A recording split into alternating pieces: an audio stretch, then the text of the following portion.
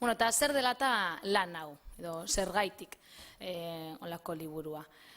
Bueno, hau delako nik uste dut gaur eguneko euskarazko irratigintza ulertzeko egin behar genuen azterketa. Ni jaio nintzenean Euskadi Irratia sortuta zegoen, eta Euskadi Irratia entzuten nuen normal. Baina nire buruari galdetzen nioen, zelan liteke, ia 40 urtetako euskararen sokoratzaen ondoren, bapatean, urte gutxitan, euskara hutsesko irrati bat izatea, profesionalak izatea irrati horren atzean, euskarazko orotariko programazio bat egunero egiten eta emititzen, eta ideia horrekin, eta EHUko ikerketa masterra egiten ari nintzela, zuzendariarekin batera, euskarazko edabideen mapa edo azterketa egin nahian, atzera joan eta 24 orduak euskaraz egitasmo horrekin topo egin nuen. Lehenengo aldiz, 24 orduz euskaraz emititu zen programazioa. Eta lehenengo aldiz baita ere, frankismoaren ondoren, euskara plaza publikora edo esfera publikora urteten zen aldia. Eta atzera eginez, eta 24 orduak euskaraz, naiz eta batez ere Donostiako Herri Irratitik etorri izan egitasmoa edo,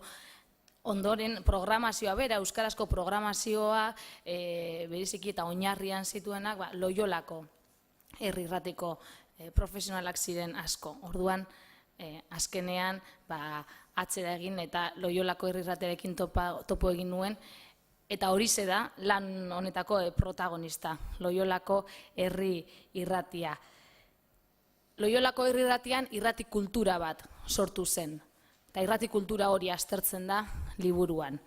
Eta, esan dezakegu, Loiolako Herri Irratiak sortutako irrati kultura hori izan zuela gero oinarri, baita ere Euskadi Irratiak, gaur egun ezagutzen dugun Euskadi Irratiak. Beraz, funtsean esan dezakegu, Loiola gaur egungo irratigintzaren ispilu izan zela, garai zaietan, bertan tituluan esaten dugun moduan. Ispilu zertan, egiteko eran, ekoizteko eran, baina baita ere euskara irratiko lenguaira, irratiko hizkuntzara egokitzeko eran. Ondoren behar bada hitz egin dezakegu pixkat luzeago horretaz hemen ditugun protagonistekin eurek ibili baizien horren egikaritzean, baina gerora euskara zelan, irratian zelan erabili eta gaina orotariko programazio batean txertatu zenez, programa bakoitzari edo eduki bakoitzean hitz bakoitzak kontzeptuak zelan erabili hortan aritu ziren profesional hauek azken batean.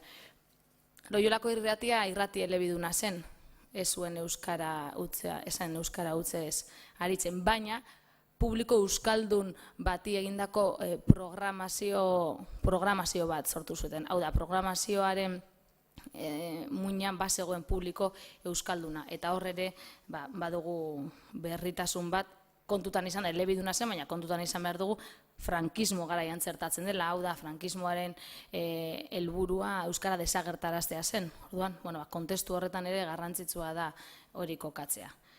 Zer topatuko dugu liburua? Aurkibidera bertara joan da, nik uste aurkibidea irakurrita, argi ikusten da, sarrera bat egin da euskarazko irratigintzaren inguruan, erroak eta hastapenak, gerra garaiko lehenengo euskarazko emisio ez jarraitu horiek, eta gero zuzenean sartzen gara, 1956an Segura Irratia hasten da euskaraz programazio jarraitu bat egiten, baina maila folklorikoagoan esango genukena, ez da?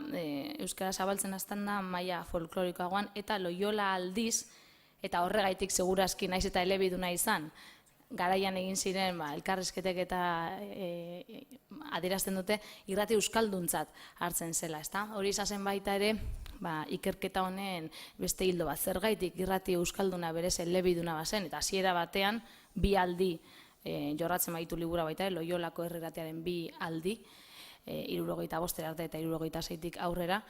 Hasiera batean lehenengo aldian euskera era murritzagoan erabiltzen zen, eta gero porzentaia gora joan zen, baina landabe esan euskera hutsez egiten, eta irrati euskaldun bezala persibitzen zen. Segurazki, edo hori da ondori estatzen dugun beste gauza bat, orotariko programazioa, gaur egun programazioa generalista ulertzen dugun horretan, txertatu zutelako euskara.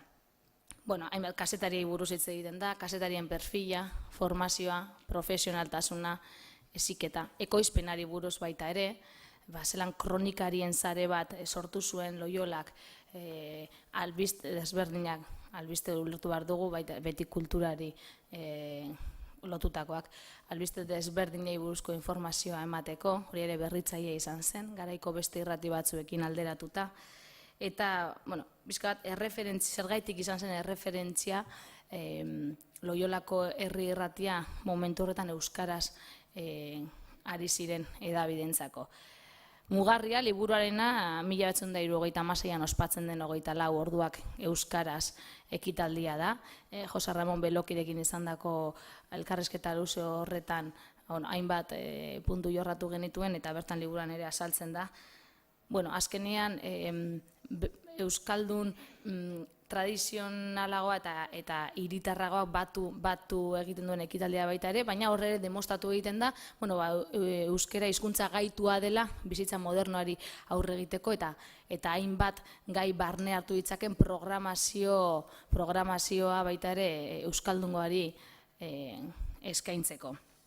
Eta azken batean, nik uste dut liburuaren gauzarik adierazgarrienetakoa ahotsen berreskurapena izan dela. Garai horretan, oraindik artxiboa digitalizatu gabe zegoen, ondoren digitalizatu da Loiolako herri irratia, eta horregaitik protagonistaren gana jo nuen. Orduan, iturri horiek ezagutzea eta ahots horiek liburuan islatzea izan da helburuetako bat, baita ere. Historia ezagutzea, bertatik bertara, euren hitzak erabilita eta momentuan bizi zituzten emozio horiek ere pixka bat islatzen saiatu naiz. Nik uste dut ondoriorik garrantzitsuenetarikoak, ez naiz gehiago luzatuko, bi azpimarratuko nituzke, batetik Loiolako herri irratia hartu dezakegu euskarazko irratigintzaren eskola bezala, gerora sortuko den Euskadi irratiko hainbat profesional Loiolan bertan ibilitako batzuk, baina bertan ibili ez baziren ere bertatik edan zutenak. Eta beste alde batetik, Loiolako herri irratiak irrati komunitario bezala sailkatu dezakegula. Hau da, nik lan hau bukatuta, doktore tesia hasi nuen ondoren, Euskadi irratiaren inguruan gaur egun, Euskadi irratian dauden profesionalak, egiteko erak, ekoizpena eta abar. Eta, alderaketa egin nuen, Eskozian dagoen, BBC katearen barruan dagoen Radio Nangel izeneko gaelikoen irratiarekin. Eta community radio kontzeptu hori askotan agertzen zen. Eta kontzeptu hori bete-betean aplikatzen da, oinarritzen da, nik uste dut eta ondo datorkio, Loiolako herri irratiaren pixka bat filosofia horri. Bi aldetatik, bat, edukia ekoizterakoan herritarrek ere parte hartzen zutelako, ez bakarrik ipin ez da zue kantau edo beste baita ere albistegien programa zuten horretan parte hartzen zutelako, euren keskak eta proposamenak bidaliz, eta bigarrenik finantziazio aldetik. Loiolako herri irratia eta gero behar bada hobeto horretan zerbait hitzen bat esan nahi badute hemen ditugun protagonistek nik uste dut polita dela adieraztea, itzi egin zutenean efemerako aldaketa horretan, uin ertainetik, emititzetik efemerako aldaketan, ez egon entzulerik hemen, ez daukagu dirurik honi aurre egiteko, hitz egin behar da irratia, eta orduan, egin dago kanpainak eta beharren bitartez, Loiolako herri irratiak lortu zuen 5.000 bazkide izatea.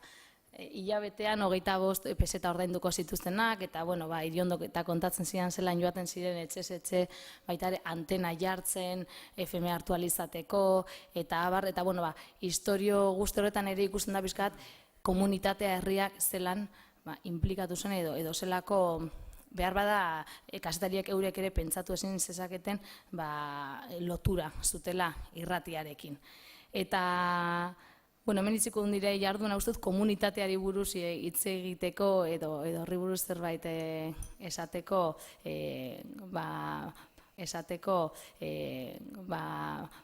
pertsona proposa ditu dela hemen ondoan, beraz hitza emango dizuet, hemen ez zaudeten hori, eta ekarpenen bat egin nahi baduzu, eta zerbait komentatu orain arte esandakoen inguruan.